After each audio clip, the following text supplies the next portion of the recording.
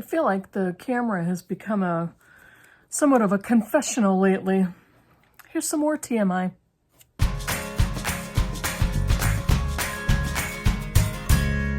Hey Booktube, it's Kim at Middle of the Book March. This is my bookish week for Saturday, March 5th. And yeah, I have a few things to reveal, another few things to reveal. So let's get on with it. First of all, I officially finished one book last week. No, I finished two, but one is a Booktube Prize book. I can't talk about that. And I am almost done reading my Booktube Prize books for the Octofinals. I'm reading translated fiction and they're super short. So I only have one more to go and I've already started it. And I think I am probably about a quarter of the way through right now. I think I'll finish it by very early next week. And so I only have one book to talk to you about. And then I have some things to confess. So I finished The Cutting Season by Attica Locke. And this is standalone. This is a standalone mystery, police mystery, kind of a crime mystery by Attica Locke. She is the author of Bluebird, which I loved, and Heaven My Home, the sequel to that one. And I believe that is a series of Texas Ranger Darren Matthews. This one is a standalone crime mystery set in Louisiana, and it takes place on the grounds of a former plantation, Bellevue. And Karen is the young woman who is the manager of this former plantation. And she has family ties to this. Her great-great-grandfather, I believe, was a slave on the plantation. But she now lives there with her young daughter, her 9-year-old daughter, and she manages the entire place. They now do tours, they do reenactments, and it's kind of a wedding venue for people. So that's the backstory on her. And around the plantation grounds, there are sugarcane fields. And so there's a company that is harvesting the sugarcane. And they have many Mexican workers or Spanish-speaking workers that are doing the hard labor in the fields. And one day, as she is touring the grounds, which she does every day, she realizes that there is a dead body of a young migrant worker, a young woman, in a shallow grave. And so that's the crime that sets off the mystery of the book. And it's really interesting because there's a lot of backstory and there's a lot of family connections and relationship connections. Locke does stories like this very well. She puts in a lot of family background into the crime and the mystery of the books that she writes. And the main characters are deeply flawed, usually have quite a bit of baggage, which is also true in this particular book. But the stories are really interesting. She's a very good writer, and it kind of is the type of a book that I always wanted to pick up. I wanted to keep reading. The book is not perfect. I gave this 4 stars on Goodreads, and I think it's very good, and I've always really enjoyed Attica Locke's books. I may have given it a 3-star. Sometimes it can get a little bit long-winded, and the writing is not, in this particular book, was not like super impressive, but it was still very good, and I still really enjoyed reading it. I don't want to say too much more because if I do, I'm going to put in some details that'll be spoilery. But it's a really good crime mystery novel. The ending is interesting, but it kind of happened too fast. And it was kind of predictable, but not really. So that's where I'm at. It was an above average read. I enjoyed reading the book. It wasn't great, but I definitely think it's worth the read if you like, crime mysteries and that type of thing. So, I'm currently reading 4 books. So let me show you 2 of the physical copies that I have. I am reading The Immortalist by Chloe Benjamin for my in real life book group with the Critical Chicks.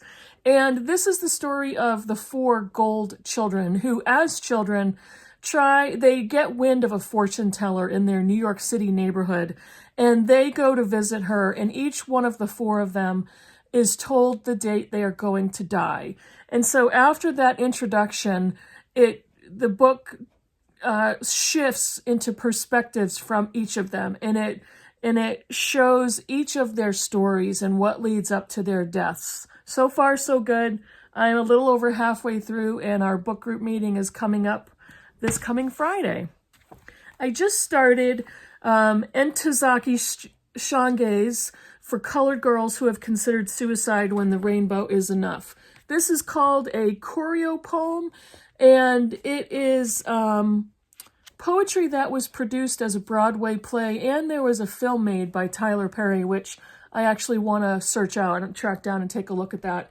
But this, I just started this, and already her writing was brilliant. She actually passed away in 2018, but this also has a new introduction by her that she wrote in 2010, I believe, which is really helpful for me to understand the background of the play and the poetry. Her writing is spectacular, and so far I'm loving it, and I just started it. And I am also reading a Booktube Prize book for translated fiction, and I'm listening to Miracle Creek on audio by Angie Kim. And I typically don't read novels on audio. I don't have very good luck listening to novels. A lot of times it's the narrator, it's the voice of the narrator, and I've actually DNF'd several audiobooks without even registering them on Goodreads because I just did not connect with the narrator. And it's too bad on an audio because the book could be great, but you don't want to devote however many hours an audiobook is listening to a narrator that you don't like. So unfortunately, I've done that several times. So what are my confessions? Here's my confessions. Since I only finished one book last week that I can talk about, I'm like, well, maybe I should rush through reading something just so I have something to talk about. I mean, this particular book is super short. I believe there's 88 pages of text. And these pages, some of these, it's poetry. So some of those pages are like this. And I'm like, oh, I've picked that one up. I could probably read that pretty quickly. But the thing is, I don't want to, because this book deserves to be absorbed.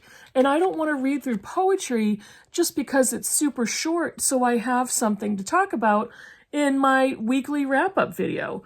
And I always have that feeling in my head of like, who's going to bother watching my channel if I don't have a lot of bookish stuff to talk about? And if I don't have a lot of books to review and wrap up? And I started to load myself up with a lot of bookish guilt, which is stupid. It's really stupid because people, let's face it, this is my hobby. And making my videos is something that is fun for me. And it's a way for me to talk to all of you who are also bookish and have fun discussing the things that I'm reading. And I always love when I talk about a book or I wrap it up or I haul it and you write in the comments, oh, I read that and I loved it. And if you like that, then try this one. I've gotten so many book recommendations that way. And I love it when you say, oh, that sounded so good that I went out and I bought a copy right away. I love those conversations in the comments. So I know that there's plenty to talk about, but I don't have to push myself to read a certain number of books every week. Yeah, certainly the videos are going to be maybe a little more interesting. They're going to certainly be longer.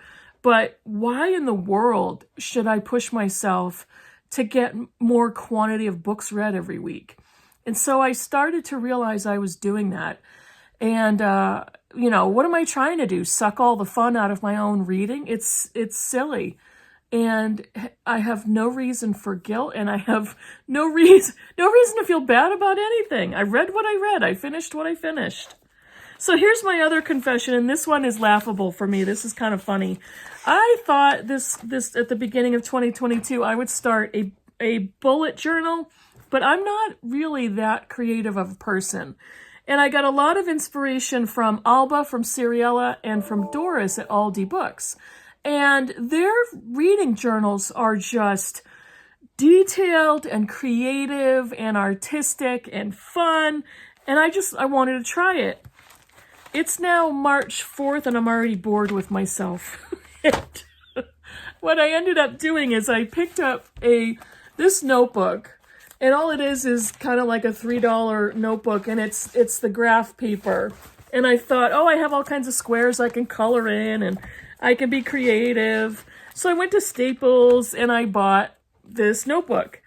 And I bought a bunch of stickers and colored pens and highlighters and all that stuff. So I had all the best intentions, but let me show you what happened. So on the very first page, I have a list of video ideas. And I got these cute little glitter stickers. And I have a ongoing list of video ideas. And then I have a page of, that's part of my issue. I'll talk about that in a second. But I have a page of buddy reads and read-alongs. And I've been keeping track of what I've got going on. And then this is January. I have these little calendars that I've been putting on the pages. And I wrote, books I want to read. And this is the list of books I finished in January. And I did the same thing for February. And I decorated it.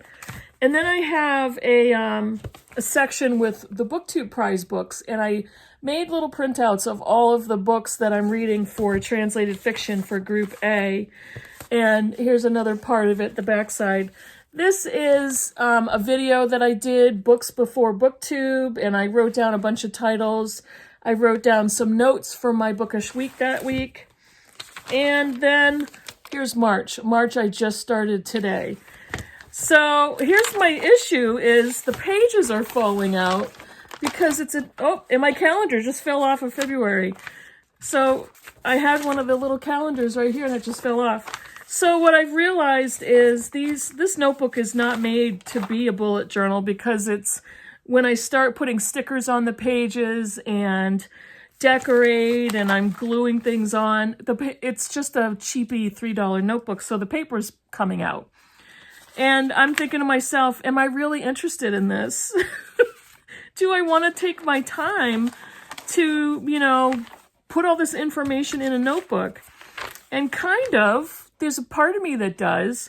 And then there's another part of me that's like, I'm a person that does as much electronically as I can.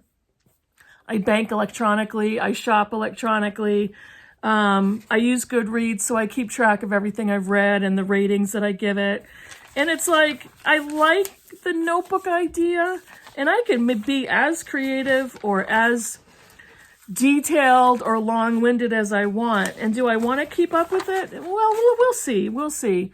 But again, here we go. I feel like I'm pushing myself to live up to some expectation that doesn't work for me. And why am I doing that to myself? There's no pressure from the outside that is like driving me to do this. It's all me. It's all like, why am I making reading less fun for myself? That's what I've been asking.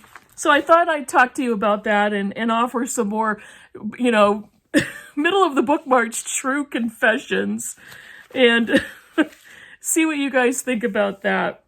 So I'll see if what I think I might do is find some ribbons to tie through these notebook holes and see if I can keep this thing together. Or maybe I'll transfer these pages to a stronger notebook. We'll see. But I do like seeing everything on paper. We'll see what I do. So that's it for my Bookish Week for this week. And hope you like the books that I showed you. Let me know if you've read any of them or what you thought. Let me know what you thought of any of my confessions, if any of it's TMI. I don't think so. But thanks for watching, and I'll see you everybody in the next video. Bye.